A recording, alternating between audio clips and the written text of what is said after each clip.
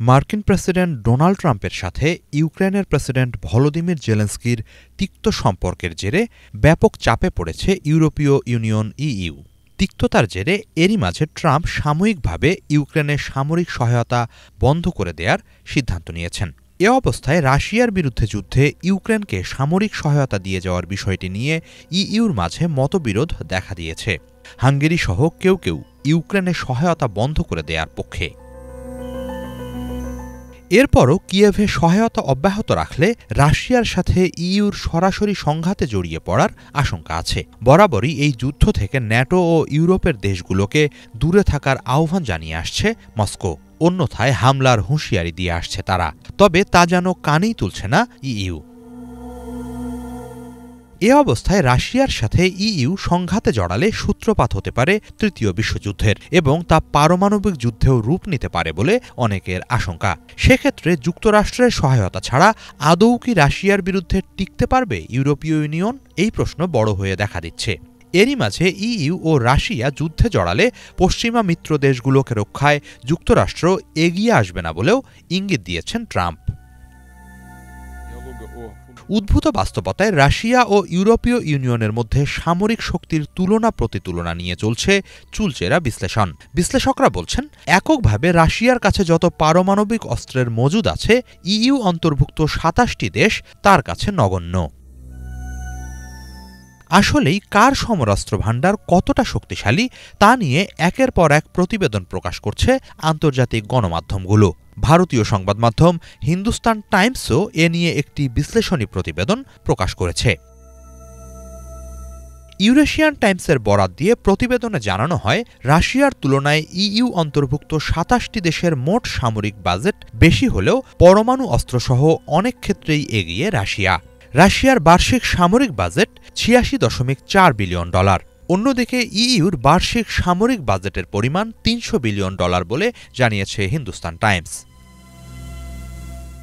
এদিকে রাশিয়ার সামরিক বাহিনীতে সক্রিয় সদস্য সংখ্যা ১০ লাখ হলেও ইইউর হাতে আছে ১৩ লাখ সেনা সদস্য। তবে রিজার্ভ বাহিনীর ক্ষেত্রে এগিয়ে রাশিয়া। তাদের হাতে আছে ২০ লাখ রিজার্ভ সৈন্য। ইইউর রিজার্ভ সৈন্য সংখ্যা ১৭.৫ লাখ। রাশিয়ার কাছে ট্যাঙ্ক আছে ১২,২৬৭টি। ইউরোপীয় ইউনিয়নের সম্বল মাত্র ৪,৩৭৭টি। এছাড়া রাশিয়ার সাঁজোয়া যুদ্ধযানের সংখ্যা ১,২৪,১৭২টি। অন্য পক্ষের হাতে সাঁজোয়া যুদ্ধযান আছে ৩০,৫১০টি। এদিকে রাশিয়ার মোট কামানের সংখ্যা ১৮,২৬৬টি, যার মাঝে স্বয়ংক্রিয়ভাবে গোলা ছুড়তে সক্ষম কামান ৬,৪৪৩টি। ইইউর মোট কামান সংখ্যাই ৬,৪১৬টি। এর মাঝে স্বয়ংক্রিয়ভাবে গোলা ছুড়তে সক্ষম ১,৯৬৫টি। এছাড়া রাশিয়ার রকেট ছুড়তে সক্ষম কামানের সংখ্যা ৪,৩৩১টি। অপরপক্ষের কাছে এর পরিমাণ ৭৭৮টি।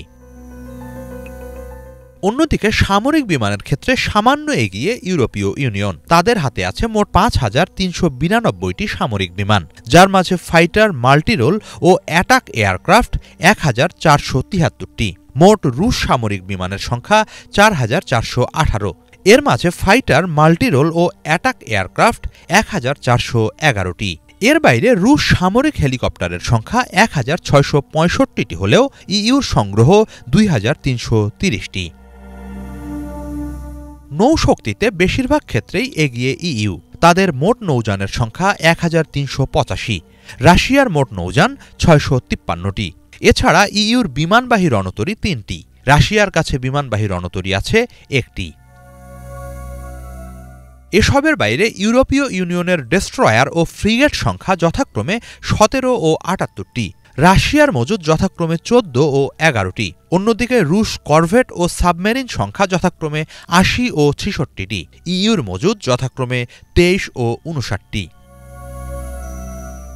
এদিকে রাশিয়ার কাছে পরমাণু অস্ত্র আছে ৫,৮৮৯টি।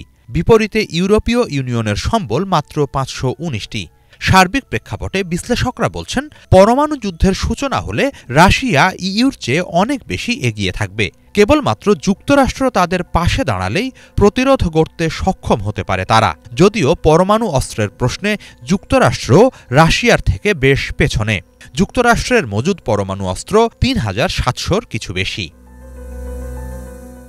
হিজল জোবায়ের, বাংলাভিশন।